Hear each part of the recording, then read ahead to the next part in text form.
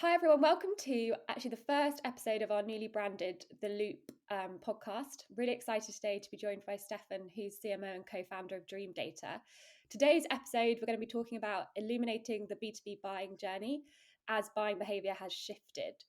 So in this session, we're going to be focusing on the changing nature of how B2B buying behaviour has changed in this era when buying journeys start way before a buyer actually speaks to sales. We're going to be thinking about how we can use attribution to illuminate a multitude of touch points within that journey.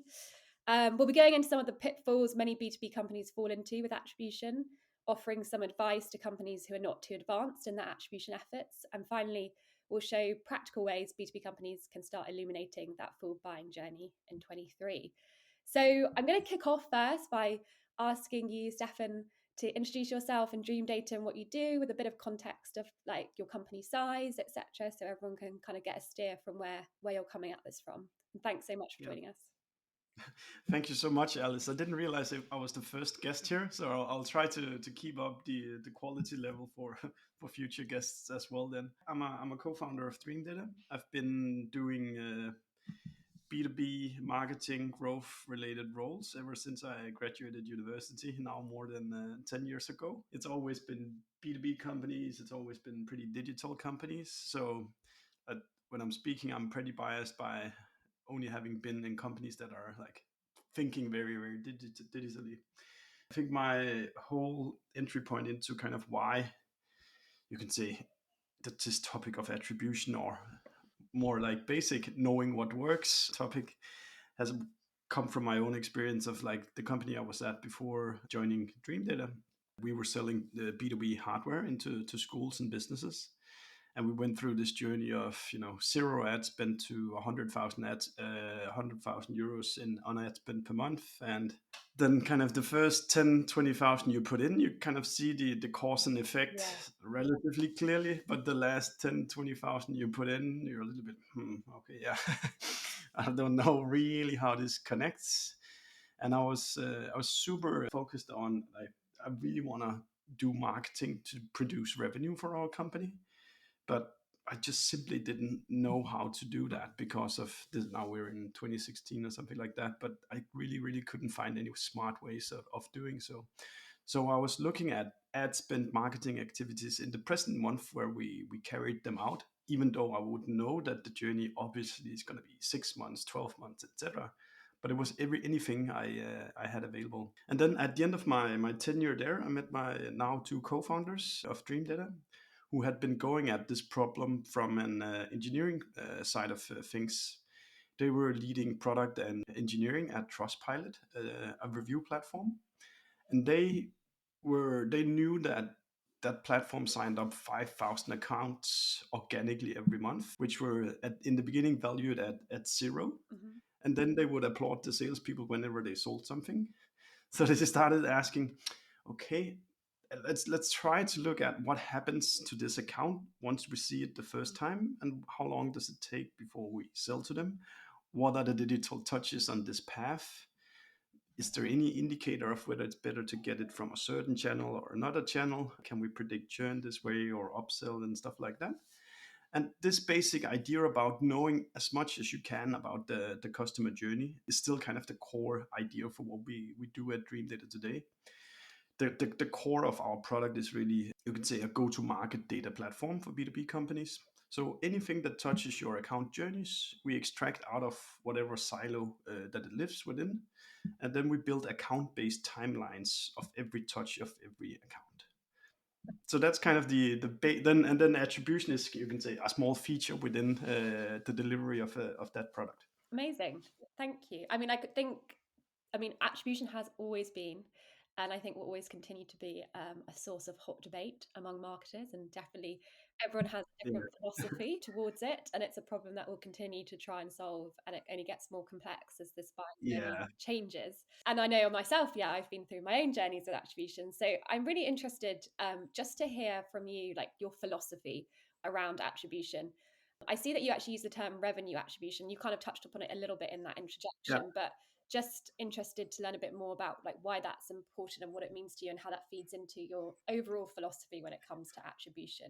Like, do you feel like attribution is something you should look at through one lens and that's the sole lens by which you make decisions? Is it something that enables you to move in a certain direction? Yeah, like, I mean, I don't want to put words in your mouth. Interesting to hear from you what that philosophy is. Yeah, okay. So there's a lot of ways I can go here, but let me just start by like overall, why am I interested in this topic of attribution? The reason for that is that I wanna like in simple terms, I want to win, and the simplest way to kind of win is to let's say we won 100 customers last year. I want to know the path of those 100 customers, because by knowing the path that they took, it's very likely that I can come up with ideas about stuff we can repeat and scale, and we probably also did some stuff that we could stop. Amazing. So that's kind of that's the, you can say, the simple expression of why.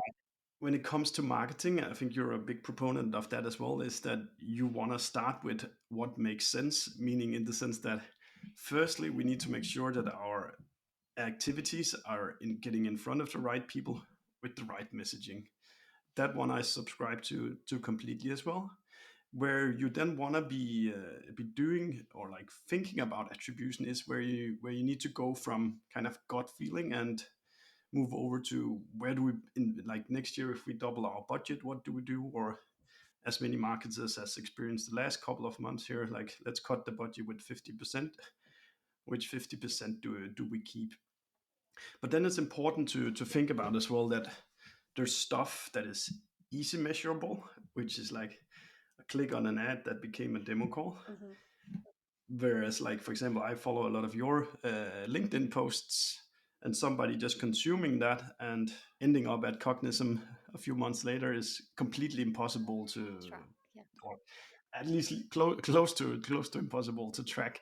So I think it's a discipline where you need some gut feeling, and you need some experience, and you need to kind of know when the data is telling you now, okay, now you need to hardcore act on this. And other times it's actually enough to see that people do comment a lot on your LinkedIn post. So there's two buckets of discipline. Like ad buying is relatively like, here you can really attribute stuff. And then there's other things like, running a community, a podcast like we have here today, that are harder to measure, where you need to think more creatively about how do we build a narrative of this making sense. Amazing. And I guess that feeds into something that you said I saw on LinkedIn, which I liked. Less marketers would get fired if they excelled at attribution. And then you sort of define attribution being qualitatively and quantitatively. So yeah, I'd love to dig into what you were getting at here. Yeah, what I mean is, also sometimes you fish on LinkedIn to see if you will piss somebody off, but that's how it is. But what I mean is really the nature of go-to-market in B2B is that sales is really appreciated, because when the contract is signed, they can show the contract, we signed this customer. What I believe, and the impact I've seen from marketing at the companies I've been at, has been that 80% of the pipeline has maybe come, it's still more than 80% at Dreamdata that comes from marketing activities. So I want a marketing activity to be regarded as greatly as somebody signing a sales contract, because both of us, and product customer success as well, contribute to producing revenue. But because of the nature of how a customer journey is constructed, then it's much harder to prove the first part of the journey rather than the last part of it. And that's why I meant by, you wouldn't get fired or you wouldn't get your budget cut as much if it was much more transparent that I do A, B, C, D with the money you give me, and I produce XYZ outcome. Yeah, it makes a lot of sense. I think it's that trap of money in, dollar out, and CFOs and CEOs specifically thinking that you can, like, if it's not actually attributable on that ad click resulting in a demo request, then nothing else happened outside of that, and nothing else contributes. And I've sort of seen this a lot at Cognism during the journey as well, and I think had a lot of education required around all of the other impacts that marketing can have. But that whole illumination of the dark side of it that's harder to attribute is definitely a continual journey. And I think we're going to dig into it a lot more here. Yeah, and the reason why I put in that bracket that it's both quantitative and qualitative was to kind of get in front of the dark funnel army to say that there's other evidence than clicks on ads. And I actually think, like, just things like screenshots of activities should be part of you building a narrative for your company. See ICPs that fits who we're trying to sell to. They interact with our stuff, or they mention us Yeah, in Slack channels, etc. And you don't have any clicks to attribute, so you have to take the responsibility on you as a marketer to take the screenshots and share in your organization to help build that narrative of, see, we're doing XYZ, and now some of the success metrics is that people start to mention us. 100%. I actually, this is definitely something I recommend marketers to do. So I was trying to figure out how I could present I only had 10 minutes to the board at the end of last year.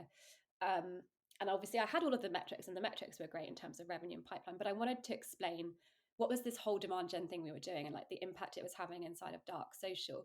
So throughout the whole year, I just have this like doc that I just copy and paste some of the best, exactly that, like comments, likes, engagement from LinkedIn and other channels that we get from our ICP. And then I built a video, which was called like the dark social video. And it just was a great way in 3 minutes to show the impact of that. And when you put it all together and compile it, and we were able to break it down into like the newsletters, YouTube, podcast, and then also like LinkedIn. And it was really, really powerful, and also stood out, I guess, in a presentation of just PowerPoints across the day. This was like marketing, and it was a video, and it was a bit different. So I think if you're not doing that today, I'd definitely recommend doing it. And it was well received. So I think that's a great tip. I think that's super cool. And when it comes to attribution, there's like, let's say, best in class technical solutions like what we do, but there's so much stuff that you can just do day by day. Get the salespeople to ask on the sales calls, monitor the communities, the comments, you can put up this self-reported form fill and get people to at least self-identify what they perceive. So there's a lot of stuff you don't have to do from a technical perspective. You're just kind of trying to know a little bit more. Yeah, definitely. Okay, let's get on to what the dangers of bad attribution are, and common mistakes from B2B companies. So I guess I think this is a really important one, because attribution looks different at every organization. And I think whether you're a startup or you're inheriting some very complex, clunky build that's been set up before you when you go into a larger organization, there's always going to be, I'm sure, things that could be improved. So I'd love to hear from you, like what's the worst stuff that you see most commonly, and why is that so bad? Yeah, and I'd be the first to admit that I've done so many wrong decisions just by blindly looking at data. I've seen like Facebook's pixels firing twice, and I get all excited and because like, Facebook all right, works. perfect here. So like anything that looks too good to be true, start by being a little bit critical about that. Because you can, like, as you say yourself, you can be misled by data so much. The way I think about attribution, there's a couple of things I want to say. Like, first of all, I think about it as like kind of a normal distribution or kind of a bell curve image. I want to be able to see which of my activities are like significantly poor or significantly good. And then I constantly want to be like working with, like, let's try to get rid of the activities that looks to not be yielding any return quantitatively or qualitatively, and shift our efforts over into those things that we can clearly see have a return. I think where attribution goes very wrong is when it's not understood. And what I mean by that is, I guess I mean a couple of things here. Firstly, for any attribution model to be correct, it actually needs to be applied to, ideally it needs to be applied to 100% of the customer journey. Like, you need to know anything that happened at that journey and across all your customers. But the fact is that like normal companies, they might know 10, 20, 30% of what's actually going on. Mhm. So whatever model you put on top of just like such a small fraction of the complete journey has the high risk of actually misguiding you. Yeah, that's So interesting. that's point one. I would then say what we typically see people underestimate the importance of is two things. One thing is that all the tools that they use today to buy traffic Google Analytics included, as the analytics part of it, is engineered for you to understand the behavior of an individual. It's not built for you to understand the behavior of an account. So whenever you buy a click from Facebook, Google, LinkedIn, etc., they have no clue about what that click you paid for yields 6 months later. So you can't really get any help from these platforms. The second thing is that the CRM systems is also completely misguiding you if you're relying on looking at the original source field. Because whatever they do, they only capture the last session of what led to that. Let's say a demo call is booked. Mm-hmm. They will say, okay, somebody came in directly. The original source was direct. So demo calls, we need to produce more direct demo calls. That's great. But just at Dreamdata, whenever we get a demo call booked, there's an average of 4 sessions included before the demo call is booked. Typically, you'd see that the first touch, what started that journey, is a marketing activity. That could be paid, organic, whatever. Then the second visit could be somebody typing in the brand name organically in Google. And then the last 2 visits are direct because now your URL sticks in the browser. Mm-hmm. For those who are not able to make that connection between their activity and the outcome, which is the demo call, they don't know where to put their next budget because they can't prove that gap, even though that it was them who started this journey. And how would you approach attributing value to each of those like 4 touch points, I guess? So the first thing that got them aware of the company and organization versus the thing that actually ultimately made them convert. Most of the time, I'm most interested in the first touch. Mm-hmm. Because in B2B, there's gonna be so many touches down the road. Yeah. Salespeople calling, sending emails, webinars, podcasts, blah, blah, blah, blah, blah. So I want to understand, are the things that consistently starts journeys that go towards the point where I want to take them? Mm-hmm.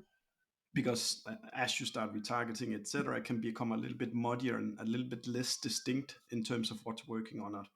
Yeah. So understanding what is really the true first touch is at least what I'm making a lot of decisions about. Because, and then it's important that the first touch actually leads all the way through to valuable business result, and not just first touch to download a newsletter or sign up to a newsletter or download ebook. Because at least to our experience, there's not the correlation between signing up to an ebook and becoming a customer is too far. Amazing. Yeah, couldn't agree more. Okay, so let's get a bit practical now, because I think that's all makes a lot of sense, and I'm sure people are sitting there thinking, okay, great, but how do I actually do this and like very practically implement it? So yeah, I don't know if you're able to just talk through in very simple terms how people should approach attribution if they're reliant on staple platforms like Google Analytics, Salesforce, HubSpot, etc. Like the basic setup and practices just to get to a point where they can start getting some reliable insights. Okay, couple of things. I would say like basic exercises. Think through about the activities at your company. Are we generating digital touches or not? So kind of if you see your salespeople just like sitting and typing at their phone, calling customers, leaving no trace behind that they actually did something, then you want to like force them to log into HubSpot and press dial from within there, or use Aircall or something else. So look through kind of your organization and try to make sure that like activities actually leave behind digital reflections. Could also be you say you hosted a breakfast for 20 VIP prospects. You probably want to have a reflection inside of the CRM system. So whether if they become customers at some point, you'll be able to say that we actually had this activity and yielded this kind of revenue. So an audit of all activities and make sure where possible they are trackable. It's very much this kind of like, what's the best time to plant a tree? And it was like 20 years ago, but second best is now. And when it comes to all sorts of data, this kind of, you want to start before you want to do the analysis. Mm-hmm. The second thing I want to like, the component that people always miss is the tracked data from the website. What people don't consider is that when they use or rely on Google Analytics, it's some third-party resource that does the tracking for them, that stores the data in a bucket that they own. So you need to switch to some kind of first-party tracking solution where anybody who arrives to your website, you track them with your own script, you store them in a data warehouse. If you can join their unknown identity with a known identity, then you can start looking at whether you produce pipeline or not. I don't know if this is getting a little bit too No, this is technical. great. What sort of tech are people like? I guess you or others using to do that? Like, what would be very practically the steps to take? Yeah, so for example, a tool like you can use a tool like segment.com has an excellent tracking script that can first party store every visitor. You can use Dreamdata as well, and there's like several others of these. And then it's important that it's this kind of first party tracker. So it's your company who stores your own data. Mm-hmm. And then you start building a history. And the reason why that's important is that since you're in B2B, your journeys are gonna be long. So like a click today is the customer 6 months from now. So that means that you can't just start tracking and then expect to be able to say something meaningful about the journeys that you guys are seeing. Amazing. Cool. That makes sense. And then I guess so if we get into some more of the nitty gritty, I've seen you speak a lot on LinkedIn about the importance of offline conversion tracking. And I think I wanted to bring this up because I know that a lot of companies don't necessarily implement this. And so just wanted to get you to quickly cover off what it is, why it's important, and why companies should be making sure that they have that activated.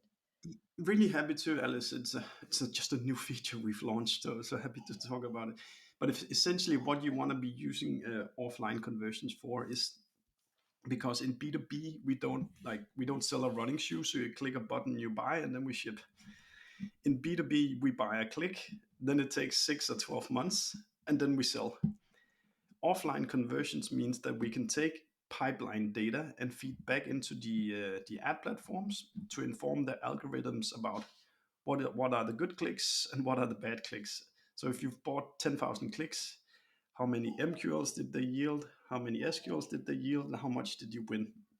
So you kind of have this feedback loop between acquiring a cohort of clicks and then sending back the information to the ad platform that which one of them were the valuable ones. And I think this is so important because for so long we've been saying, like, don't rely on in-platform performance metrics. You need to be in the CRM, but there hasn't been like an easy way to connect the dots between the two beyond like a lot of manual data consolidation. So this is a new powerful tool that marketers should definitely be leveraging, which is great. Amazing. Cool. So moving on, 2023, we know that the buying journey, there's a lot of dark spots in it. So, and there's, I guess we'll call them untrackable moments that happen and are helping to drive a lot of the pipeline that many companies are building. I saw that you kind of sort of put this into some quite nice stats from, I guess, the Dreamdata platform, but there's on average 192 days from first touch to deal one. There's more than 31 sessions involved, and there's 2+ stakeholders involved, each owning 2+ devices. So it sounds like a pretty difficult problem to solve, like when we break it down like that. But yeah, just would love to hear from you. How do we go about tackling this in 23? Yeah, it's a good question. And the numbers here are based on stuff that we've been able to track digitally. So there's very likely more sessions and more length, etc. What we did here was look at all our customers' data and look at what is the average lengths of journeys and so forth. So I think it's first of all, it's important to be aware about this and also to use it as both an educational piece for your company and specifically to the CFO, etc., or salespeople. So let's say you have a Q4 target of this year in terms of what you need to sell. Then you can start counting back from Q4 and to 192 days before that, which means actually a lot of the clicks and marketing activities that you guys are carrying out right now is what's gonna make up the deals that the sales team is gonna close 6 months from now. And I think that's a really important point because so many models built by CFOs and ops end up not having any lag built in, which is a real problem.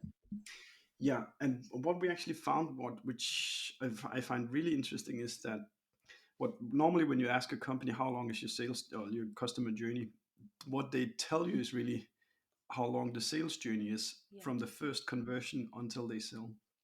What we can see with our customers is that the unknown research phase is typically 1 to 1x, 1.5x the same length of the known time. So people spend 3 months lurking around, just checking out what you do before they raise their hand and say, okay, now I want to talk. Amazing. Yeah, it's definitely important when it comes to building those models with the CFO and finance as well. And And it also means that, like, for running your own marketing experiments, you like kind of you need to understand what are the leading indicators that we can trust, because like revenue is a very clearly lacking indicator that it takes 6 or 12 months or something like that. So, and we can't just sit down and wait for for this time for like, now we bought some clicks, we'll just wait and see what happens. We need to come up with proxies to the path of the outcomes that we want. And I think for many marketers that like booking the demo calls that gets booked is a very meaningful measure, because there's not necessarily a long time between the marketing activity and then somebody booking a demo call. yeah, and what would be other lagging indicators that you look at as well? Like lacking, then it is really just sales pipeline and revenue. That those are kind of the things. I guess like if you have enough data and history stored, then you can start looking at churn and upsell as well. Kind of like stretching it out really far. Where did we acquire this customer for? Was it a good fit? Were they happy afterwards, or did they churn, etc.? And how often are you reviewing your attribution data and then making like decisions against where you're putting your budget, or altering the path which you're on, reflective of what you're seeing in that attribution picture? That's a good question, Alice. So because we know every activity of every account, our salespeople actually use the tool every day to understand of the accounts I own. Have they made a move on any platform, that being the website, the CRM, the customer success, anything like that, so they can see if people are lurking around looking at stuff. So they use those data every day. I would say for ad spend, maybe once a couple of times per month, I go in and see how is it responding, adjust a little bit, and then move on. Okay, great. And then I'm going to go on to something which I know there's been a lot of talk about, which is this whole idea of human attribution.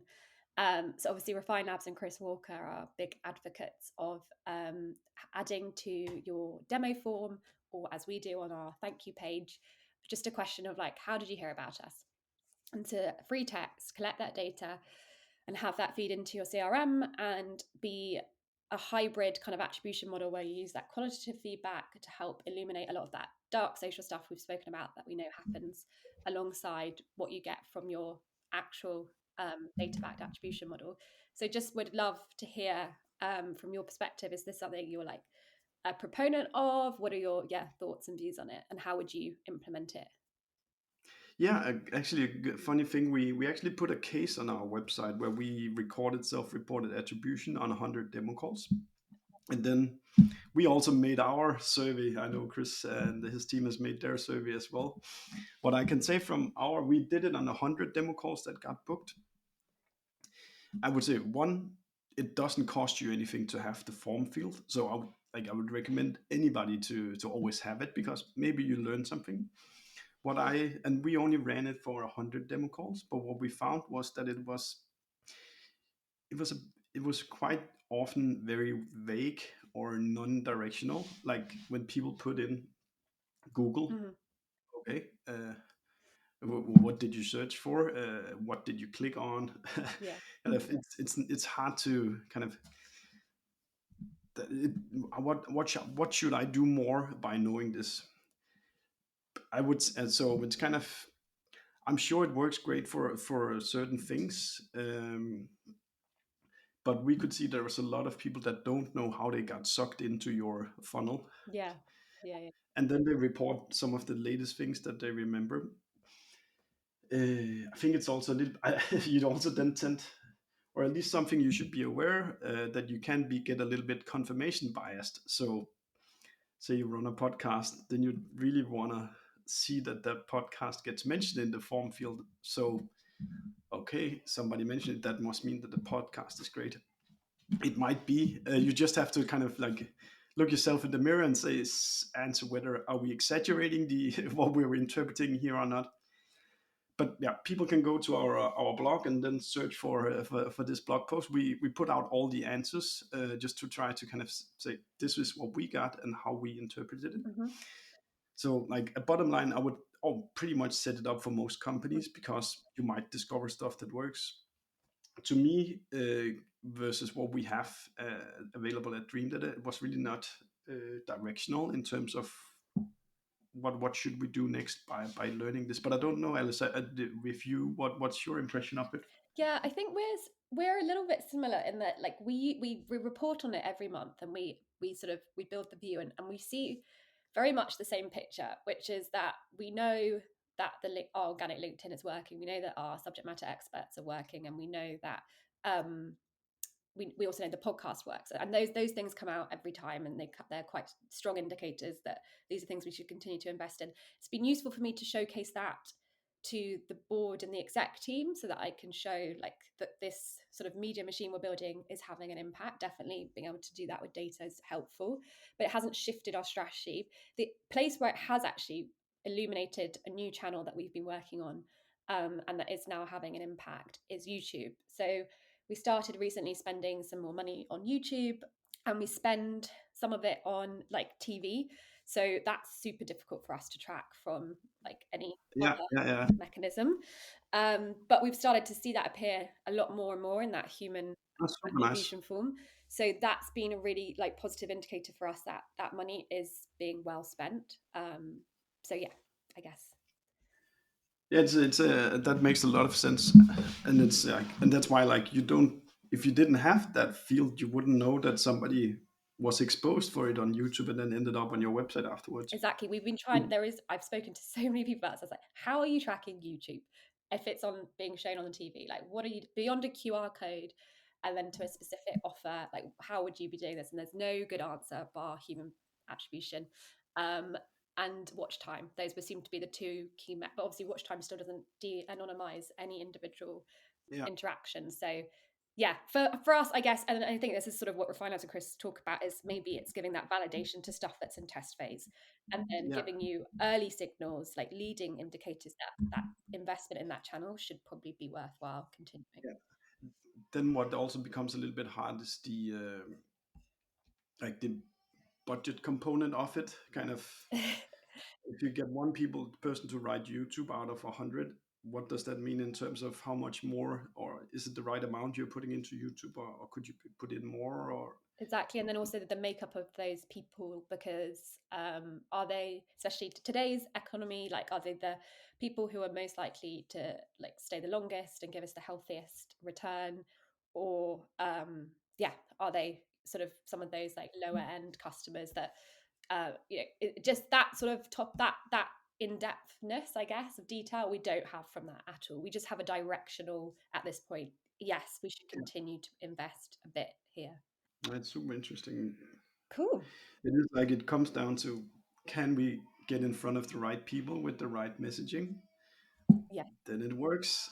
And I guess one thing actually what we've been able to do to control it in terms of the audience and the people is we've done a lot of experimentation on utilizing the Cognism data asset to have uploaded as audience lists in like Google App, like I guess places where normally you can't target based on audience type as you can on LinkedIn or Facebook to an extent.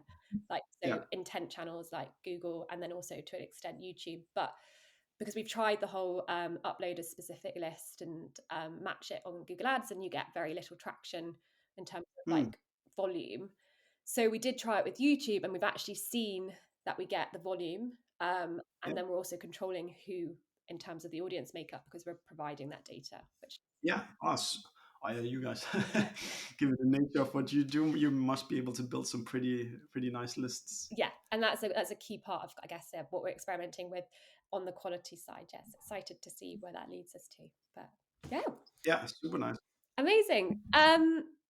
Okay, so I would like to ask this question because I think it's an interesting one, and I've definitely had experience of it. It can both hinder and help in term attribution. I'm talking about when it comes to sales and marketing alignment. So, in your experience, what really drives alignment between the two functions versus what can cause the most friction when it comes to attribution and how you implement it into your org? So for me, it's a tool for alignment. Yeah. Meaning that, so whenever we win a customer, we can go into Dreamdata and look, and we can see what are all the digital touches we are aware about for this deal. And like if like the first 70% of the journey was just pure marketing touches, the salespeople come and say, high five, thank you very much for like Mm-hmm. bringing this deal in. I think where it can go wrong is some of these things we touched upon earlier, when original source field is like constantly updated, then the BDR goes in and puts something, then marketing puts webinar, and then Yeah. a third person goes in and update again. And that's where it can cause friction and misalignment Mm-hmm. if the underlying data is, if you can manipulate that. If you're all fighting for that last touch, basically, and you all have different claims. Yeah, exactly. So it's like what I'm interested in, I don't want to invent stuff. I just want to see like objectively what's there. Mm-hmm. And then that can be a very nice tool for alignment. If you start inventing stuff or exaggerating or like completely hiding the fact that a BDR actually booked a meeting on that account, that's when kind of you start pissing off your organization and start to drive misalignment instead. Amazing. So I guess, yeah, what we're saying is that by having the visibility into this whole multi-touch journey that is the buying journey today, like there's no getting over it, that actually enables everyone to get fair credit on what that looks like. And so therefore there's much better alignment and less of this. Um, We have yeah. some of the most data driven of our customers. They do their commission models based on our attribution models. Okay. How does that work? Do you know like roughly how they set that up from a comp plan? No, but that's kind of to be able to actually give marketing money for the pipeline they bring in Interesting. versus like whether the BDR does something. Yeah. So it's almost giving marketing opportunity to be compensated in the same way that, yeah, SDR. Yeah, exactly. Yeah. Yeah, so I think there is also kind of there's a gap between knowing what is actually technically possible today and what most marketers do in their day-to-day activities. Yes. And that's what made me fall in love with my two now technical co-founders of our company. Yeah. Amazing. Cool. Okay. Well, I feel like time is coming up, but I always end on this question, which I actually didn't give you any visibility on beforehand. So let's see where we go. Exciting. What would you tell marketers to start, stop, and continue doing, given the nature of the economy we're in today and the nature of the buying journey as it is today? Okay, like a simple one, any Google display campaign that you're running that is not retargeting, stop that immediately and save whatever money you're spending there. Nice. Yep. Couldn't. It's just pure crap. Same goes for audience networks on any ad platforms. We can just see that they convert much more horrible. So stop audience networks, stop display ads immediately and save those money. Nice. That's very tangible. What should they start? I would say if you don't have an company-wide understanding of what is your ideal customer profile today in your company, that is the number one exercise you should force everybody to take part in doing. That's been such an alignment tool for all of our company. Like everybody knows who are we trying to attract. The salespeople are only allowed to work accounts that fit the ideal customer profile. The product people knows only to build features for these people. And can be an incredible, painful journey to say, Yes. we're actually not going to sell to these guys over here because they're going to be unhappy 2 months down the line. But it's really worth it over time because that means that any money you put into any department gets pushed towards becoming successful with a certain amount of the market. And I think that's never been more important than today when, yeah, everything is laser focused. It's not just on acquiring that customer, but it's that they're happy and they stay and they become like positive for you and the business. The same with like the messaging, like what you say, if you know really specifically who you're talking to, it just travels so much further and effectively if it's defined that you just go after those people. Amazing. Well, I guess we could call that a start and continue. So we can wrap up there. But Absolutely. Yeah.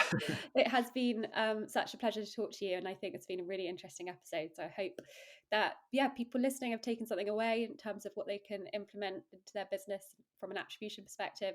Lots of great reading resources that we've spoken about. So check out that Dreamdata blog, and some great data to kind of go to your CFO and the rest of your exec team with. So thank you so much for joining us.